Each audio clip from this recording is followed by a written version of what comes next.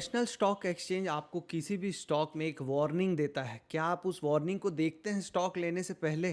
ज़रूर देखिए। Stock exchange जब खुद से बता रहा है कि इस स्टॉक में क्या रिस्क हो सकते हैं, तो आपको स्टॉक लेते समय एटलीस्ट उस रिस्क का पता तो होना चाहिए जिस पे हम स्टॉक एक्सचेंज पे ही हम ट्रेडिंग कर रहे हैं। तो स्टॉक एक्सचेंज अगर खुद से बता रहा है स्टॉक के बारे में, तो इससे अच्छी राय तो और कोई दे ही नहीं सकता है। अब इसके लिए करना क्या है? आपके पोर्टफोलियो में जो स्टॉक्स पहले से हैं, या तो कोई भी स्टॉक आप खरीदना चाहते हैं based on technical analysis, fundamental analysis या किसी की राय के हिसाब से, एक बार आप उसको गूगल पे उसका नाम लिखिए और उसके आगे लिख दिए NSE, लिख दीजिए नेशनल स्टॉक एक्सचेंज। तो आपको ये वाला पेज ओपन होगा। जैसे एग्जाम्पल के लिए हमने लिखा है ओला इलेक्ट्रिक NSC, तो ये सारी चीज़ें आ गई। अब यहाँ पे ये जो फर्स्ट वाला जो NSC इंडिया वाला है, इसको आप क्लिक कर लो। तो इसके बाद जो पेज आएगा ना, ये पूरा ओला इलेक्ट्रिक का उसमें डिटेल होगा उस शेयर का। नेशनल स्टॉक एक्सचेंज खुद उसका डिटेल दे रहा है। तो यहाँ पे आपको देखना है कि यहाँ पे कोई यहाँ पे वार्निंग दी हुई है क्या। ये जो पूरी लाइन लिखी हुई है ना, इसको आप पढ़िए। यहाँ पे क्या लिखा हुआ है कि EPS based on previous 4 trailing quarters in the script मतलब शेयर इज जीरो। मतलब नेशनल स्टॉक एक्सचेंज आपसे खुद से बोल रहा है कि जो EPS है, अर्निंग पर शेयर, मतलब एक शेयर के पीछे कंपनी कितना कमाती है, वो पिछले 4 क्वार्टर में मतलब लगभग 1 साल से जीरो है। मतलब कंपनी कुछ भी नहीं कमा रही है, जीरो है उसका EPS। अब स्टॉक एक्सचेंज आपको ये क्यों बता रहा है भला? उसको क्या पड़ी है? क्योंकि उसकी रिस्पॉन्सिबिलिटी है कि आपको आगाह करना कि इस स्टॉक में ये है, EPS इसका जीरो है। तो आप अगर ले रहे हो तो अपनी अपनी समझदारी के हिसाब से लो। हो सकता है कंपनी का प्राइस आपको एनालिसिस करना है कि EPS जब जीरो है तो क्या प्राइस देना चाहिए।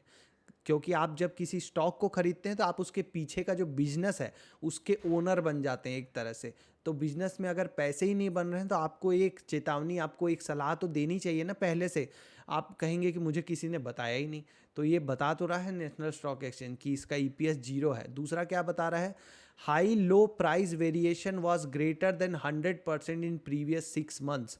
मतलब पिछले 6 महीने में जो हाई लगा है और जो लो लगा है उसमें 100% का वेरिएशन है।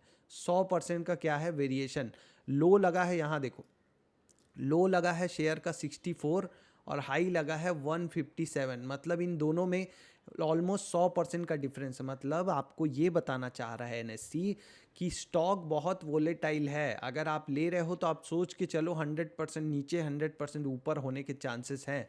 तो उतना ही कैपिटल लगाओ जितने में 100% नीचे भी चला जाए तो आपको दुख ना हो। ऐसे ही आप यहाँ पे अब कोई भी शेयर, आपको जैसे भेल आपको लिख के दिखाता हूँ। भेल, भेल का मतलब क्या है? Bharat heavy electrical limited. तो जब आप ये सर्च करोगे तो यहाँ पे क्या warning I? Script P is greater than 50 for previous 4 trailing quarter. मतलब इस शेयर का जो P रेशियो है, प्राइस बटा अर्निंग, वो 50 से ज़्यादा है पिछले 4 ट्रेलिंग क्वार्टर्स में। अब ये क्यों बता रहा है? ये इसलिए बता रहा है कि 50 से ज़्यादा P है। मतलब अगर ये मार्केट बियर मार्केट आया तो जो ज़्यादा P वाले स्टॉक्स होते हैं वो ज़्यादा गिरते हैं। तो आपको आगाह किया जा रहा है, वॉर्न किया जा रहा है। तो इसी चीज़ को आपको समझना है। अब यहाँ पे आप कोई भी शेयर का नाम लिखिएगा और आप लेने से पहले एक बार उसको ज़रूर देख लीजिएगा कि क्या वार्निंग है। यहाँ पे भी P रेशियो, अब ये आई बटन जो है ना, ये जो आई दिख रहा है यहाँ पे, ये आई, इसको आप क्लिक करेंगे तो वो सारी वार्निंग्स आ जाएंगी जो NSE देता है और उसका क्या मतलब है। अगर आप इस आई को क्लिक करते हैं तो आपको ये पेज ओपन होगा। Consolidate list of surveillance indicators. Surveillance मतलब समझते हैं ना आप, उसको निगरानी में रखा गया है किस चीज़ के लिए। तो यहाँ पे आप नीचे आएंगे तो जो अभी हमने पढ़ा ये है वो सारे। देखिए यहाँ पे है 32 number, EPS based on previous 4 quarter is zero.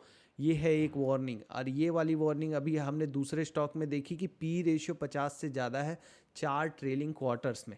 तो ये सारी जो वार्निंग्स हैं, अगर ये हैं तो कहीं ना कहीं आपका स्टॉक जो है उसमें क्या आपको डर है, वो स्टॉक एक्सचेंज खुद से बता रहा है। तो एक बार मेरी राय ये है, कोई भी स्टॉक लो तो जैसे अभी हमने पिछले वीडियो में बात की थी कि परसेंटेज ऑफ डिलीवरी देखना है पिछले 10 दिन में कि 70% से ज़्यादा आ रहा है कि नहीं, ताकि पता चले कि और लोग भी आपके जैसे लेने के लिए हैं उत्साहित उस स्टॉक को, तभी तो डिलीवरी में लेके जा रहे होंगे। वैसे ही आप ये भी देखो कि क्या स्टॉक में कोई वार्निंग है, फिर उस वार्निंग का रिस्क जो है आप उसको असेस करो। अगर आपको जमता है वो वार्निंग तो फिर आप आगे बढ़ो स्टॉक में लेने के लिए।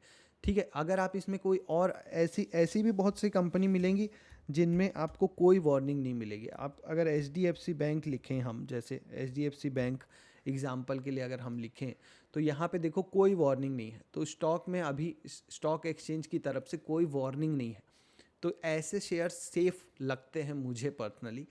आप बाकी एक बार ज़रूर देखें ये।